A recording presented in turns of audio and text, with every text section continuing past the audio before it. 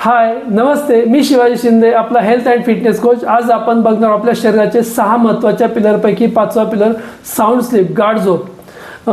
गाढ झोप जर झाली नाही तर काय दुष्परिणाम होऊ शकतात आपल्या शरीरावरती. ॲसिडिटी, पित्त, चिडचिडपणा, एकाग्रता न होणं, दीर्घकालीन आजार जसं लठ्ठपणा, मधुमेह, हार्ट अटॅक येऊ शकतो. आणि जर आपली 7 ते 8 तासाची गाढ झोप झाली तर याचे काय फायदे आहेत.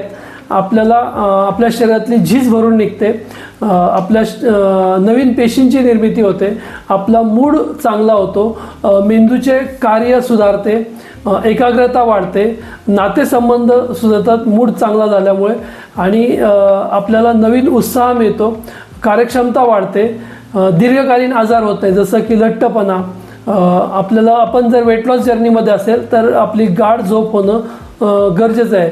ही झाली तर आपल्याला आपलं वजन नियंत्रित होण्यास खूप चांगली मदत होते आणि आपली शरीराची कार्यक्षमता चांगली झाल्यामुळं दीर्घकालीन आजार. याच्यासाठी प्रत्येकाने आपल्या 5व्या पिलर झोपेची काळजी घेणं महत्त्वाचं आहे.